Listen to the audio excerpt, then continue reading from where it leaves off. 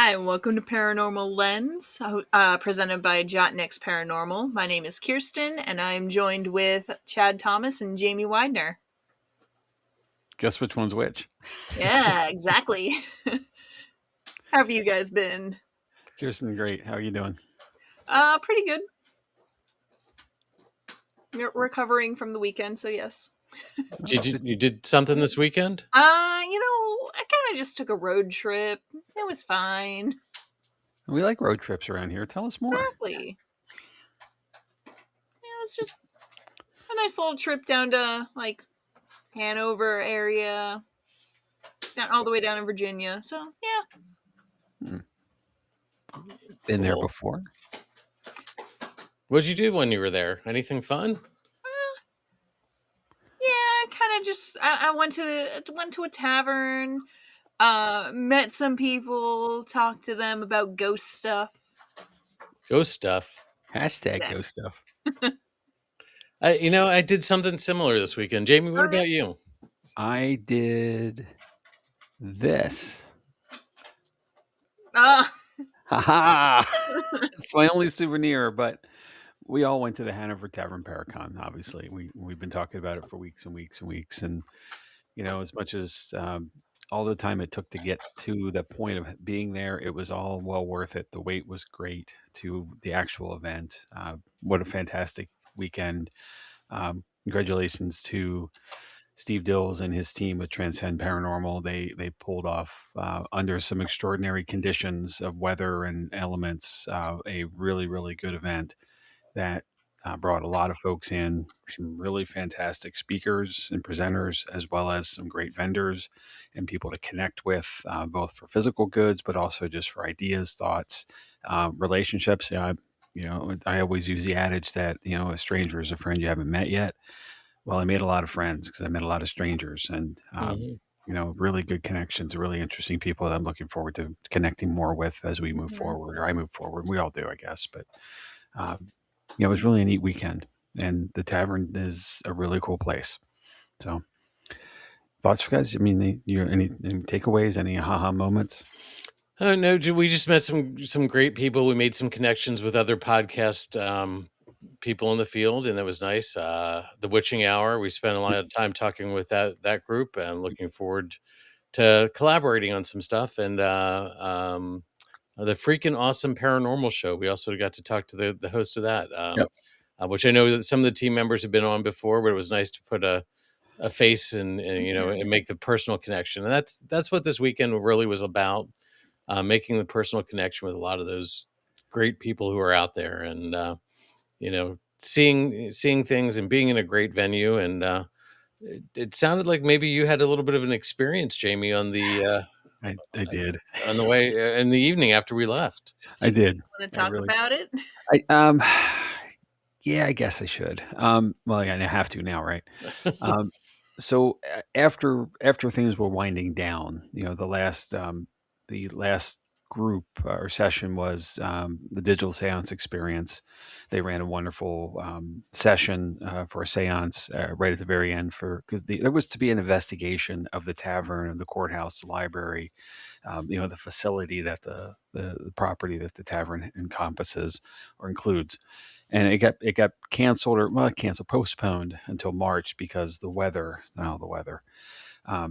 For us here where we were talking over the last week or so, that we got 8 to 12 inches of snow. They got about 3 inches of ice in Southern Virginia, and that's extraordinary. And especially in a location that doesn't have the capacity or the prepared capacity to remediate all that. So there was a lot of slippery stuff that was not safe to travel on, that was very thick and hard to remove. So the investigation got postponed again later in March, I believe now. But Mhm.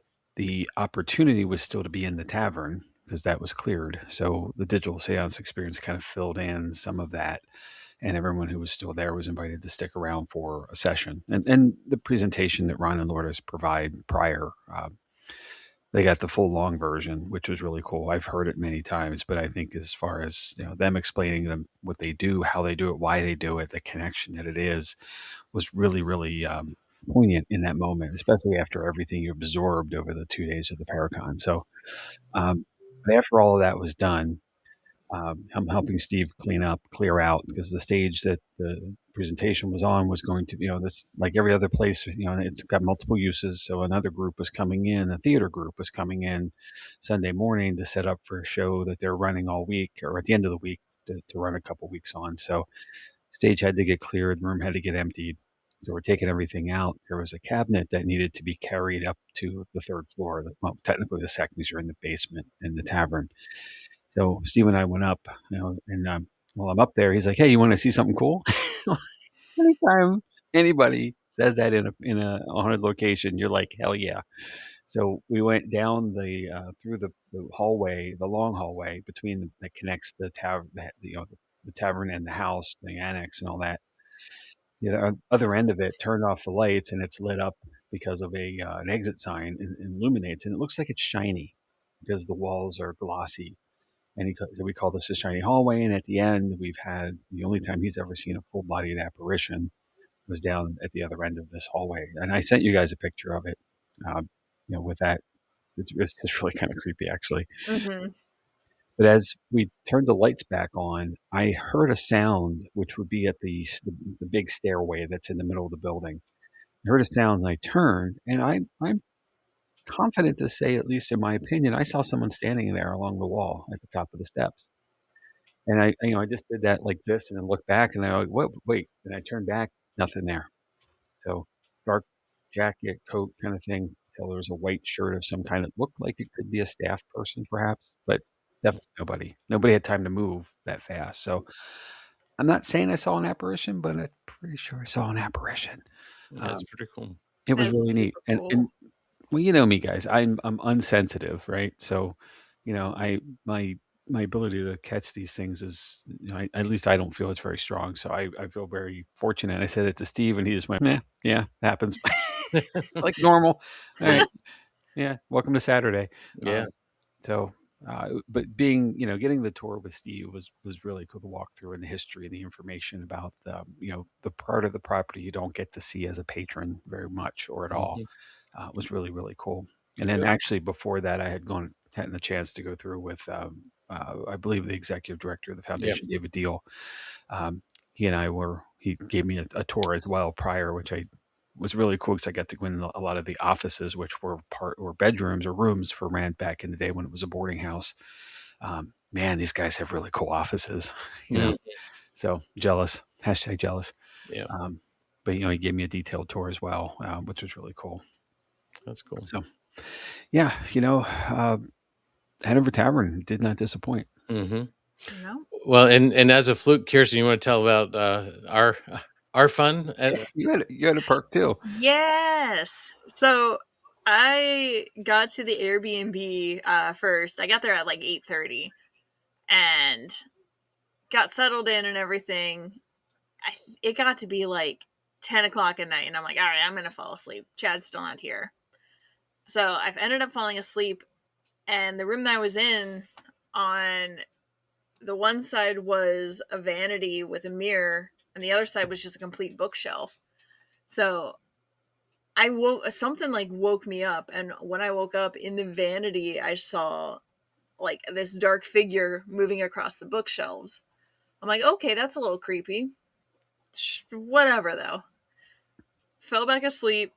Woke up when Chad came to the Airbnb because again, a bunch of ice. It was very loud. Mhm.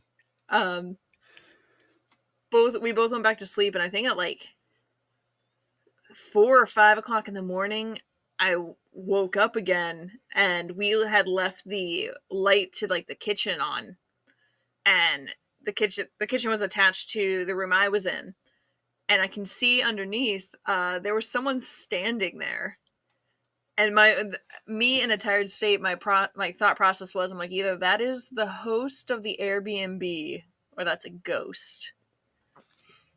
So I ended up telling Chad about what I saw and everything, and then Saturday morning, after I got ready and stuff, I ended up taking my dowsing rods and sitting in the one sitting room, and ended up talking to a ghost named Celine. So, yeah, it was a really cool property. There was some really old antique furniture. And it turns out that Celine is probably tied to this school teacher's desk that was in the Hmm. corner. And actually, it's funny because I walked over and there were two pieces of furniture. I'm like, it's either here with one of these two. And I touched the desk and was like, well, this is an interesting piece of furniture. And then um, it was pretty cool. I noticed some things too. Like I had a hairbrush move when it shouldn't have moved. Oh yeah, my phone And got thrown. there was a door to a cabinet that sort of opened itself. It could have been something else, but it was like, I don't think so. But apparently, you found out that Celine liked the fact that we could see or know that she was there, and so it was cool to be on a paranormal thing and have our own paranormal experience happen. Yeah. So, and I sat and talked with her a little bit and ask for some confirmation, and let me know however you get. And all of a sudden, as soon as I asked for confirmation, the dog that was upstairs started barking, and that was the only time the entire weekend we were there that the dog barked. So again, nothing definitive, but it was pretty cool. So yeah, It is. overall good weekend. Oh yeah. So, Wow, and the property you're at was kind of off the beaten path, right? Like oh yeah. not, Yeah. so Hmm. adds to the the atmosphere Hmm. when you're kind of back in the woods and Hmm. you And know in the frozen tundra that, that was Southern Virginia that weekend. yeah, and it was cool because it wasn't just at the Paracon and there that we got to talk to people. Hmm. Kirsten and I stopped for breakfast. She got there first, ordered breakfast, and I got there and I walk in and she's talking to this guy and he's spilling paranormal things that he's experienced, but he doesn't believe, He doesn't believe. but he's experienced these things. So it was a great weekend of connections in the event and outside of the event. So it was really cool. So. Well, how many times have we talked about it that when you tell somebody what you do like this, all of a sudden the stories start flowing. Hmm. The shared experiences, or the I heard about this, or I know somebody that did that, or or their own stories, of course. But Hmm. it happens all too often, or at least regularly. It happens. It's so Yep. cool. Yep. So. Right on. Yeah, and I would be remiss to say, well, speaking of the Paracon and Steve and all, but we were very remiss to not to say happy birthday to him as well. So happy birthday, Yeah. Mr. Happy Today's David. birthday, birthday. Steve. So. The and the whatever year it is, anniversary of your 21st birthday. So um, again, so happy and the best day ever for you, buddy. So yeah, but I don't think we're here to talk about the Paracon because we've No. covered that. Yeah. Jamie, are you up tonight? No, I don't think so. It's not me. No. Well, who could it be then? Dun, dun, Get to talk dun. about my favorite cryptid. Hashtag favorite. Hashtag favorite. Hashtag ghost stuff. All right, what do we got? All right. The town of Point Pleasant, West Virginia, is the kind of place that feels older than it looks. Nestled at the confluence of the Ohio and Kanawha rivers, it carries a quiet weight of history. Home to a battlefield some locals insist hosted the first skirmish of the Revolutionary War, a town shaped by fog, water, and memory. And then there's the other thing. The thing Point Pleasant is truly known for: a bipedal humanoid winged creature, moth like, man sized, with glowing red eyes. Locals call it the Mothman.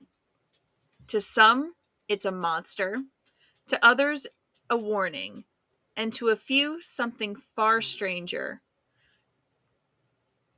Tonight, we're diving into the sightings, the fear, and the tragedy, and the unsettling question that still lingers decades later. Was the Mothman a creature or a messenger? The first sighting, November 15th, 1966. On the night of November 15th, four young adults were driving along State Route 62, just outside Point Pleasant. Roger and Linda Scarberry, and Steve and Mary Mallet. They were laughing, talking, enjoying a normal night drive. That changed near the abandoned National Guard armory and power plant. That's when they saw it. Standing near the road was a figure unlike anything they have encountered. 6 to 7 feet tall, gray, humanoid. And when the headlights hit it, 2 massive eyes reflected back. They were bright red and glowing. Panic took over. Roger hit the gas, and the engine roared as the car sped towards town. Then something worse happened. The creature followed them. According to the couples, it rose straight up into the air, not flapping like a bird, but lifting smoothly, like a helicopter.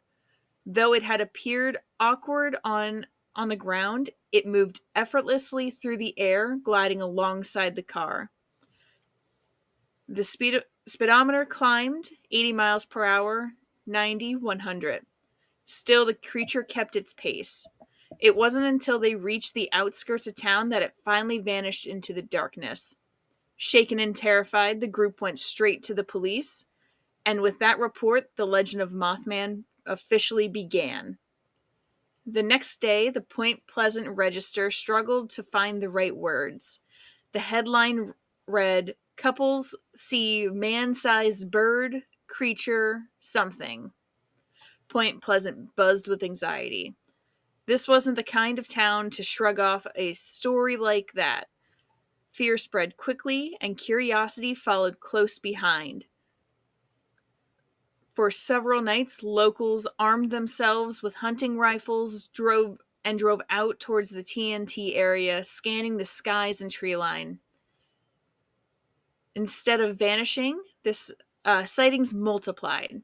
People reported a tall, winged figure lurking outside their homes, chasing cars down dark roads and perching silently in the fields. And the strangest of all, dogs began to disappear. One of the eeriest accounts surfaced later, chronicled in John Keel's The Mothman Prophecies. The day before the Scarberry encounter, a man named Newell Partridge, who locals called Dutchie, was at his home in Salem, West Virginia. His German Shepherd dog, Bandit, suddenly bolted into the woods. Partridge claimed Bandit was chasing 2 glowing circles. He followed, calling for his dog, searching the trees. Bandit was never seen again. The only thing Partridge found were paw prints in the dirt circling, and then abruptly stopped as the dog had vanished into thin air. On its own, the story might have been dismissed, but in the wake of the Scarberry sighting, it took far more sinister meaning.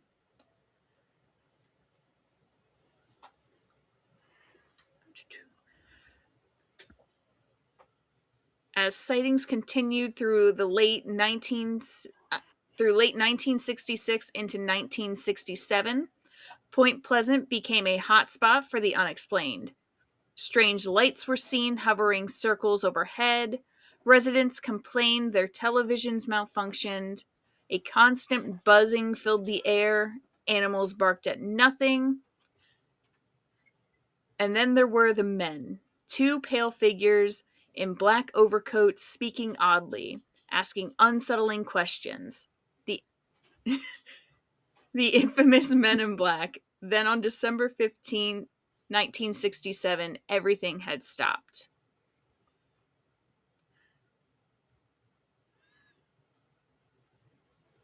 Sorry, I lost my place for a second. So, during some of those times, there were a few others sightings that I'll get to a little bit later because they are a little bit after. The biggest one that happened during these 2 times had to be with the Silver Bridge collapse. And what was happening with that was a few days before Mothman had started to be seen more and more. And in December, during a big rush hour. The Silver Bridge that connected Point Pleasant to Gallipolis, Ohio, had massive traffic, and the bridge gave away as cars plunged into the icy Ohio River. 46 people lost their lives, 2 were never recovered, and investigators determined the bridge had been carrying far more weight than it was designed for. After that collapse, Mothman vanished. There were no more sightings at Point Pleasant, and for many implications was impossible to ignore.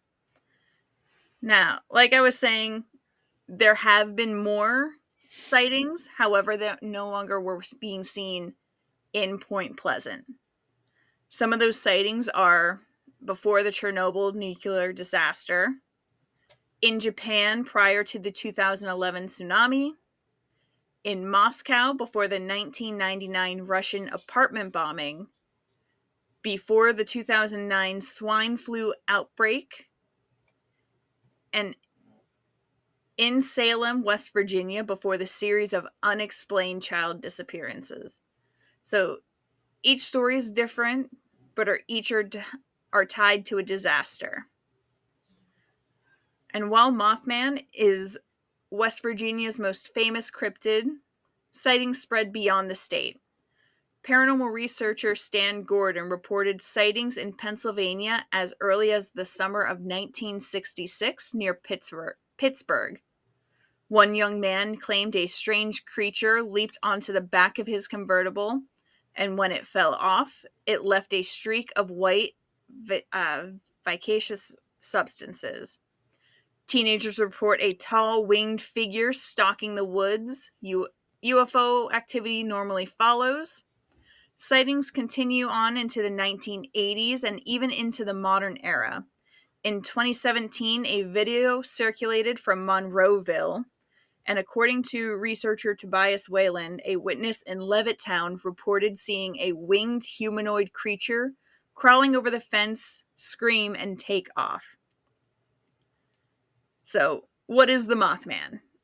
A misidentified animal, a shared delusion, a creature that only exists in fear and folklore, or something else entirely? A warning we don't understand. Point Pleasant embraces the legend now. There's a statue, a festival. There's games that now add him into their nice little lore. But beneath the celebration, the unease remains. Because legends don't come from nowhere. And some nights, when the fog rolls over Ohio River, people still swear they see the red eyes watching from the dark, waiting.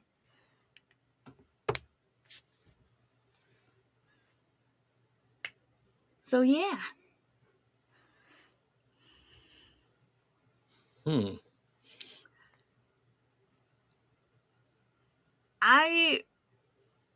Growing up, I've always known about Mothman. I've always been like, people would talk about how fearful and like how much you should like fear him and everything. And it was actually a podcast a few years ago when they talked about the Silver Bridge disaster, where he's always around with disasters, but to me it's never Mothman causing the disaster. I kind of like the thought of it's just a messenger of, hey, something's gonna happen. So it definitely seems that there's been a lot of events that he is sort of a premonition to, like he appears for, and I find that interesting. Yeah, because the gut feeling that I get is it's not him causing it; he's there to watch it, observe. But how does he know it's happening? You know. Maybe, yeah.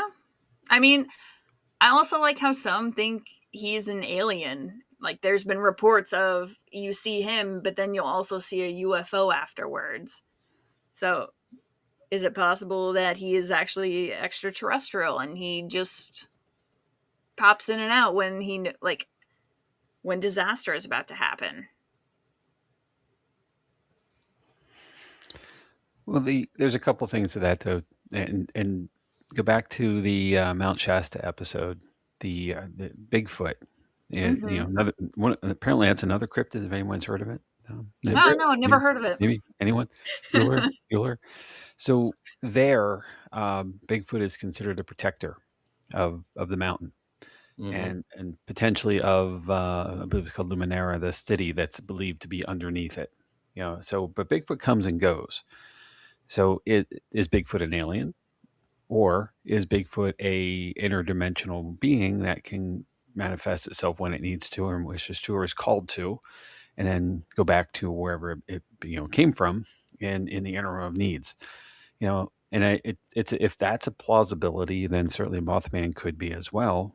There is a need because there is going to be an issue or an event. There's uh, some collective knowledge somehow, or some sense of direness that calls him, it, he, she, it, Mm-hmm. to the place, and then the event happens, and then back to the realm it comes from. Maybe. I mean, it's as plausible as anything at this point, right? Because we don't know.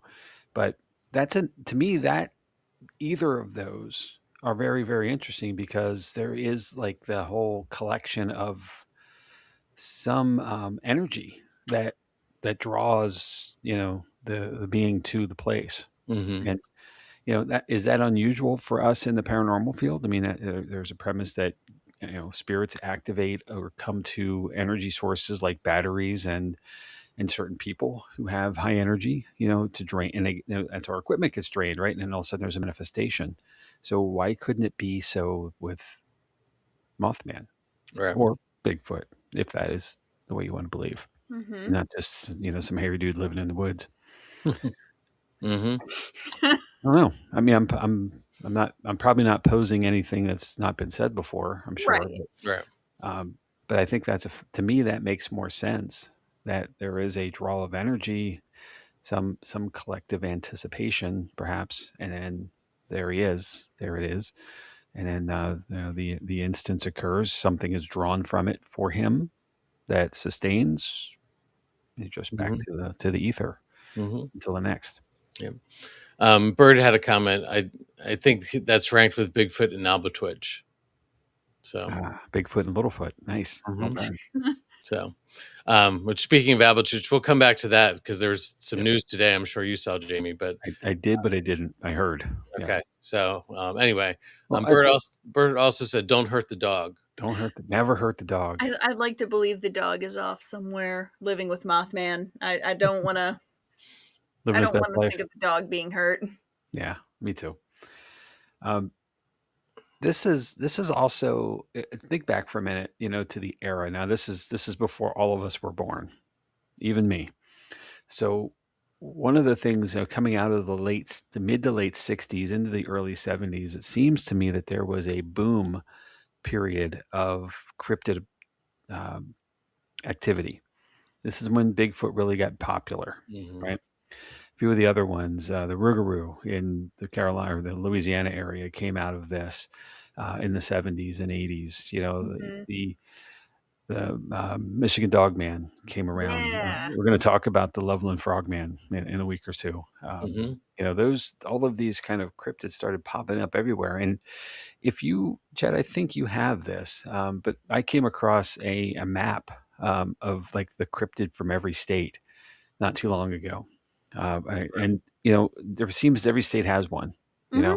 kind of thing. And it all comes from around the era that the Mothman came to be, and that's fascinating to me. Like everything has a starting point, right? I Right. guess, at least it's not as far as origin, but as far as pop culture reference and knowledge. And Mothman seems to be the catalyst to drive a lot of these other things forward, at least to make them be something where they're acceptable to discuss to others, instead of just you being wacky and kind of kooky. that thing. Like we run into folks all the time. We tell them we do paranormal stuff, and all of a sudden they want to talk to us about it. They wouldn't talk to anyone else, but someone in the vein of it, they're certainly willing and able. Right. So Heather did make a comment that people don't allow drugs back then, Jamie. Explains so no, much. she's not wrong. She's not wrong. She also commented that I didn't know he was seen in all those countries. I thought it was just Ohio and West Virginia. I always thought he was a cool cryptid, but now that I know about the dog missing, he is not my favorite. I mean, no, I honestly also didn't know about all the countries until doing more research, which I kind of would like. There's like alleged photos from around here. I kind of just want to see, I want more photos of Mothman taking vacation to other countries because I'm just going on vacation. But does he pack sunscreen? I mean, what do you take with you? I mean, there's lights there, and he's a moth, so he's set. But also something about cryptids wanting to jump on the back of vehicles, because Mothman tried it. I know the Loveland Frog also has done it. Hey! Don't give anything away. No spoilers. Oh, that everyone knows about that. But yeah, I'm just. Yeah, you're right. I mean, that's so. The story that you shared of the couples in the car, that takes me sort of a slightly different direction, because it has the start of an urban legend where people go parking, right? Mm-hmm. And then something happens. The bloody hook guy is always the one. Like the guy's trying to break into the car while the couple's there. It's the chastity moment that you shouldn't be doing this. Mm-hmm. And they get away and they get back and find the hook hanging off the car, all that stuff. Back when car doors were handles, I guess, Yeah. back in the day. But, is that in my mind, at least, going through all the folklore and the urban legends we've covered already, and, the backbone of a lot of this stuff is there's a lesson there somewhere. And is that tale because they were doing something they shouldn't have, and they had a collective, I won't call it hysteria, but a collective moment of, oh shit, we shouldn't be doing this, and then boom, they go, and then the tale comes from it. Or did it really happen? And I'm not discrediting the fact that it happened. I'm sure those folks are still alive and well to this day, that they could come on and we can talk about it, but we can find them. But it's to me that kind of goes to that direction as well. Some of that is just that. Mm-hmm. And then, if you want to have that mass hysteria moment, someone could say they saw, a catastrophe happens, and then they know the tale, and then it has to be associated to the Mothman, because that's when this happens. Mm-hmm. There might have been something on that bridge, but I will tell you this. I saw, not too long ago, I saw a video of somebody claiming they saw Mothman on a radio tower while they were driving down the road. And, it's dark, and it's a slightly more illuminated sky than the tower. And as the lights on it pulse, you can see that there's something dark there. But to me, it's the apparatus that is part of the transmission or the transmitter series that sits on top of those things. But if you are heightened to, already be cued that you're going to see something, you're going to see something, like that's how you get wired at times, and that's, well, here I am talking crap again, but we as paranormal investigators run to those moments where ghost hunters run away. And I saw a ghost, I Right. saw a thing, and then they go the other way because they don't want to deal with it. We would go to try to investigate it. There's not much to this clip to say this person is either, but it doesn't continue. So it takes me that they were not interested in figuring out what it really was. Right. Right. But again, if you know the tale, there is to this point, other than the bridge collapse. If it caused it, then definitely there was harm done to people. But if it was a harbinger of concern and saying, hey, look, something's going to happen here, then it certainly did not. And it wouldn't be a reason to run from it. Right. So. They were, yep.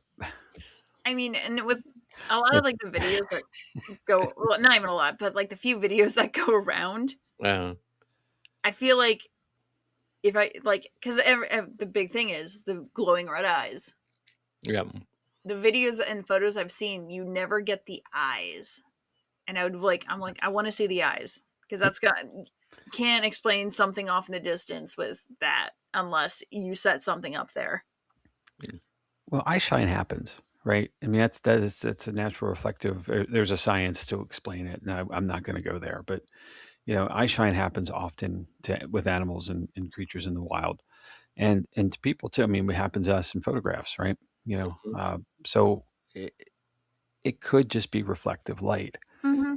As a light source is used, like back in the day, back in the 60s, they didn't have a whole lot of technology yet, right? So they were looking at photography that was on film and Right. flashes, cameras with flash, real flashes. So the fact that it wouldn't be that, I don't believe, on a dark road somewhere. Hmm. But there would be lights coming from the car as these folks are driving away from whatever's following them. Like the dashboard is illuminated in these old cars. So, maybe there was enough light to reflect something. Hmm. And I'm not discrediting there was something following them Right. or traveling with them either way or, whatnot. But I Hmm. don't know that it was glowing so much as it was reflecting. Heather had a comment here about, I think this is about the radio tower. They were probably driving around doing drugs.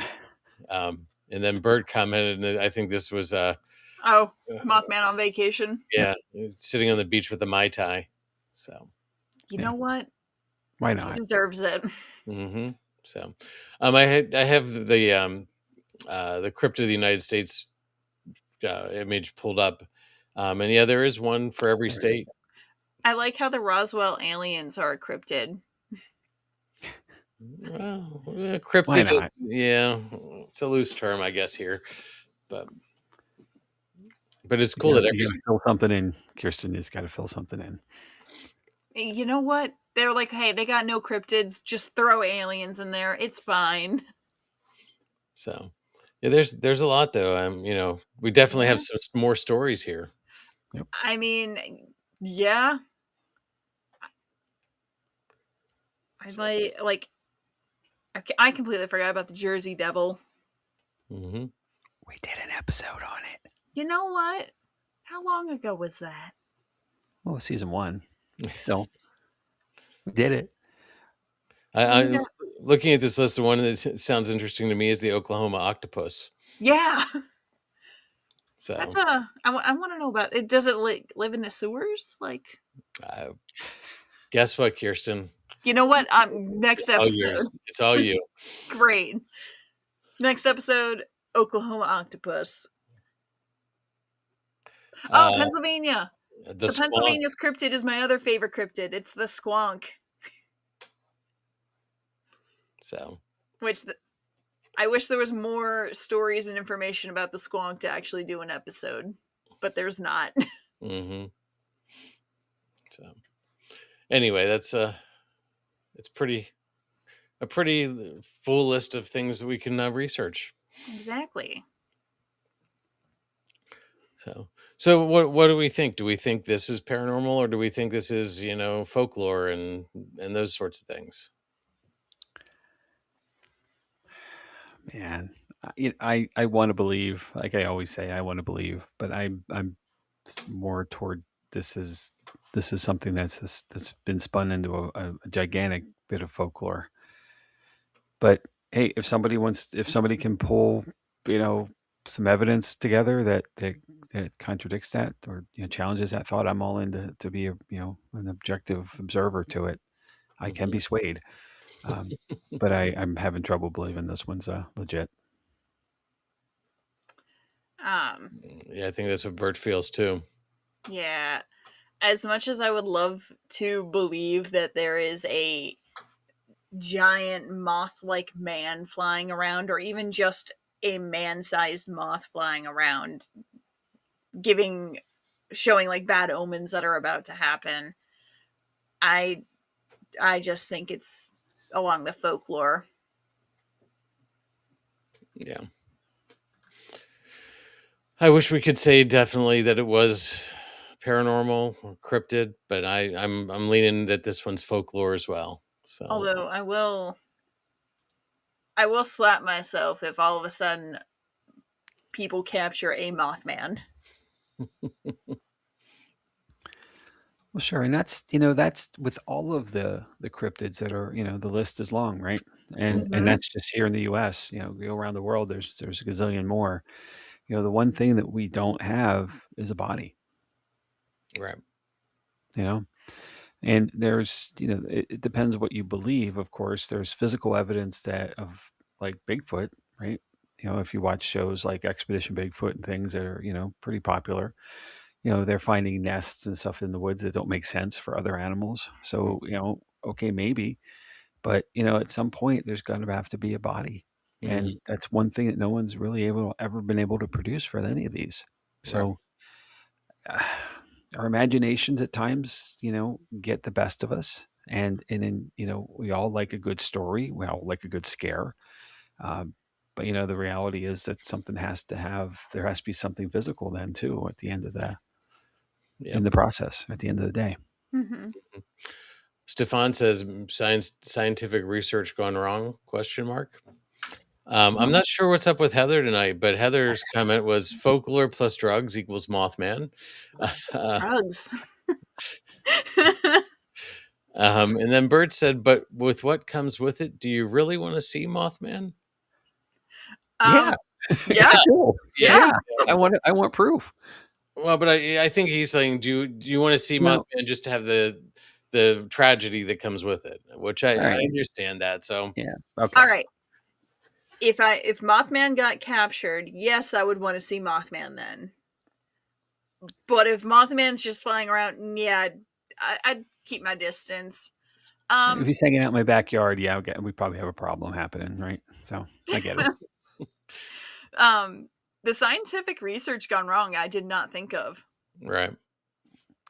Well, okay, so we'll go back a while to I think it was also season one. We did Chupacabra. Mm-hmm. Yeah. And one of the theories is that, and the chupacabra was started, if you will, or founded in Puerto Rico. And one of the premises that there is a research facility, a government research facility on the island that was doing clinical tests of all kinds of weird things, and animals and so forth. And the chupacabra is an escapee of that facility. So and then, what I found interesting, and kind of going back to my comment about the Mothman being like the catalyst for a lot of other cryptids, is once the chupacabra was seen once on the island, it was seen many times on the Right. island, but it got in the news and once it hit the public. And very much like the bridge collapse in West Virginia, all of a sudden afterwards, there's a lot of sightings. But if the bridge had not collapsed, would there have been? Had someone not seen or believed to have seen chupacabra in their backyard, and the person Mm-hmm. still alive today still claims it happened, you know, would there have been other instances that reported and would have become such the phenomenon that it is? You Right. know, these are not in eras where there is or was mass access to media and mediums of all kinds. It Mm-hmm. was basically the newspaper and it was the local television. That was it. Right. Radio was a thing, of course, but there's no instant stuff like we have now, all the channels and means. Now if something like this happens, it's everywhere all at once. Right. There it had to be localized first, and then it's kind of like a growing a bubble, just expanding, expanding, Right. expanding. So you think about that, and in the from the late '60s to now, we're talking 50 some years. To this becoming a global phenomenon. It's amazing to me Mm-hmm. how fast and far it went. Pretty Yeah, cool. but stories about things like this were often picked up right away by news agencies. So they did Okay. grow a little faster than because of Well, but news agencies mean? Do you mean the National Enquirer? no, I mean like the AP, like wire services and things like that, Yeah. Okay. where because it was something so so out of the ordinary, it did get picked up pretty quickly. So, Okay. Stefan also said Blair Witch Project has proven that. Yes, Oof. exactly.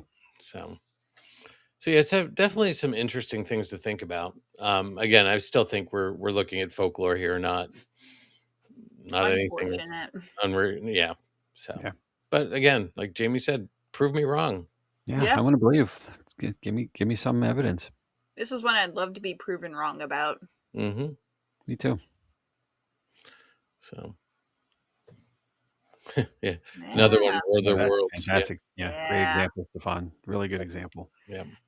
So, The funny thing about the War of the Worlds is that it overlapped another event that a lot of folks were tuned into prior, and another program that was very popular. So folks stepped into the War of the Worlds while it was after the setup was provided, and mhm. were feeling like they walked into a live broadcast of current media or current news. Right. And that was a perfect storm moment of sheer hysteria afterwards, because what was on the radio was trust your resources. This is the generation I grew up in with Walter Cronkite and Dan Rather, as newsmen. These people were trusted because that's what the news was. And I'm not knocking anything today.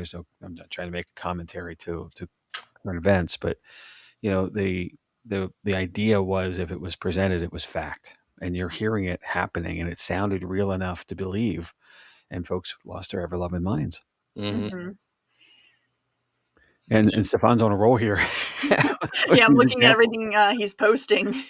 Yeah, the Philadelphia experiment is another one. Yeah, Yep. Chad did an episode there. Yep. Sorry, I was looking at other things. Bert said government trying to make the ultimate flying soldier. Maybe. I mean, I do know around Harper's Ferry there's a lot of government buildings, so you never know what they're doing there. Yep. Just trying to make a flying soldier. Maybe They've succeeded and we don't know. And it's just one Mothman flying around doing things for the government. Tony Stark all over again, huh? Oh man. Wow. All right. Way to bring a lot of things together on that one, Chad. Okay. Did I get my reference right at least, Jamie? You did. I'm All proud right. Yeah. Yeah. You passed. Your kids would be proud. Well, that's good. Well, any thoughts on this before we move on to what's coming up? Thanks for this. Thanks for the subject. This was a good conversation, interesting conversation. Absolutely. I think you're right. Everybody knows something about the Mothman. At least because it's pop culture now. It's become Mhm. part of our I mean, our narratives. yeah, like a few years ago, playing Fallout 76 with a group of friends, and like, hey, you want to go see Mothman? I'm like, I'm sorry, they got Mothman in a game? And they're like, yeah. And I was so excited. I was not expecting it to be a literal moth that's like just 5 times its size. There is I forget the name of the game. Oh my gosh, I played already, but there is one that also has a Wendigo in it. So it's kind of like Is the that Resident also Evil. Fallout 76? Because I've fought one of those too. Yeah, it's crazy cool. Like, it's such a neat thing that these things are, incorporated in all kinds of places. Mm-hmm. Well, but that's become more common about everything. With Mhm. everything, it's just if it's a story, you can turn it into a game. That's fair. So, Yeah. but it's cool. I'm not knocking it. So, well, yeah, Kirstin, thanks for picking this up and running with it. And it's it is a fun subject. Yeah. So Definitely want to do more cryptids. well, there's a list of them. Oh, there's a whole list. I'll send you the document so you got that list. Perfect. So, well, you can cover cryptids like we did urban legends, where have multiple episodes and bunch a couple together, and then go urban, or not urban, but local, and then international, intergalactic. Who knows? I may do that just because, like, there's got to be a few other cryptids that are like the squonk, where like there's not that much information, so you can't do a whole episode. Right. So, Hmm. yeah, Oh my gosh, Chad Thomas, are we keeping you up? It's it's been almost his bedtime. yeah. Well, we have one green light here, so Stefan says yes, please. So Perfect. there it is. So, Done. cool. So, I'm gonna start my cryptid research. so Well, well, Cryptopalooza. well, before I fall asleep, and it's not because you're information, Kirstin. It's just I've been exhausted.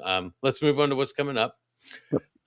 Next week, I am doing what I'm calling Elemental Echoes, Ancient Forces, and Modern Encounters.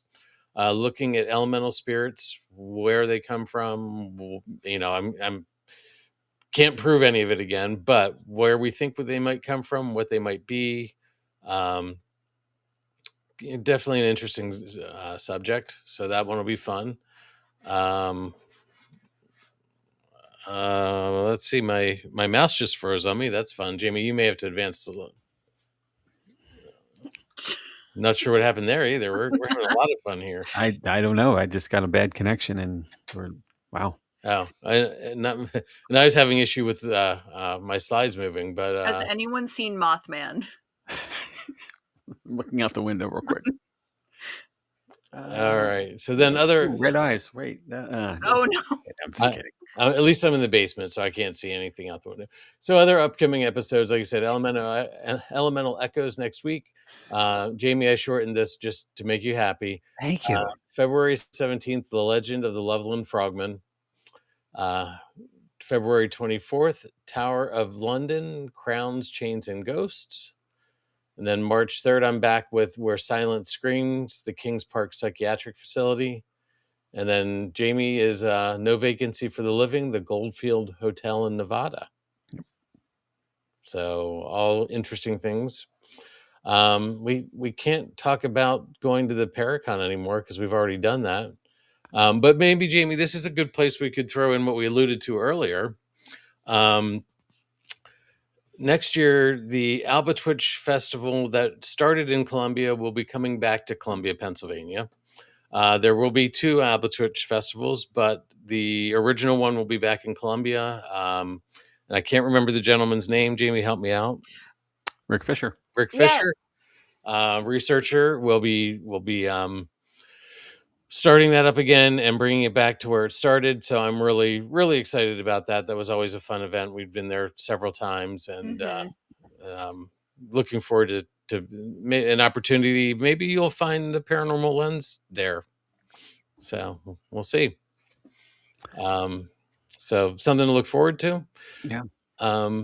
And as always, here's ways to contact us. You found us on either Facebook or YouTube or one of the streaming services.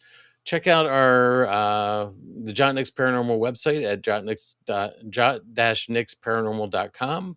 You can email us at paranormallenspodcast@gmail.com. Send us ideas, thoughts, tell us what you like, what we're doing, tell us you don't like what we're doing, any of that stuff. If you saw us this weekend, drop us a line. If you want to see all those things and more ways to get a hold of us, check out Linktree, which is linktr.ee/paranormal lens. We also have a Buy Me a Coffee, and that's buymeacoffee.com/paranormal9. And that just helps us, cover some of the costs of the things that we're doing. Streaming services aren't free. Some of the research stuff that we do, there's a cost to that. And going to events like the Hanover Tavern, where we had a great time, got to meet a lot of people, but there's a cost implication to all that. And we're just looking for a little bit of help on covering those costs. If you can, great. If not, we'll still be here. But we appreciate anything we get. Yep. So, absolutely. Any other thoughts, guys? Whew. No, I probably said too much. The Mothman's coming. He's circling my house as we speak. So, oh no, that was a fun topic, Kirstin. Thank you. And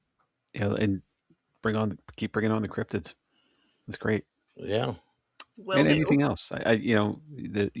We've said this a lot, and I'm sure you've heard me say it, not just here, but elsewhere too, the things that we do. But the paranormal has no walls. There are no, it's such a big thing. And it's going to take us, if there are, it's going to take us a long, long, long time to find them. So, that's really the cool thing. And looking at our what we've done in our past and where our schedule is coming up, there's such the spread of topics. I'm always looking forward to the next one. So, this was great. And Chad, you're up. Mm-hmm. Bring on the elementals. Yeah. Yeah. So cool. Well, on that note, let's wrap this up. Mothman exists where folklore, fear, and unanswered questions collide. Whether symbol or something more, the story continues to watch from the shadows. Thanks for joining us. Stay alert, stay respectful, and stay curious. Until next week, we'll see you then. Good night, everybody.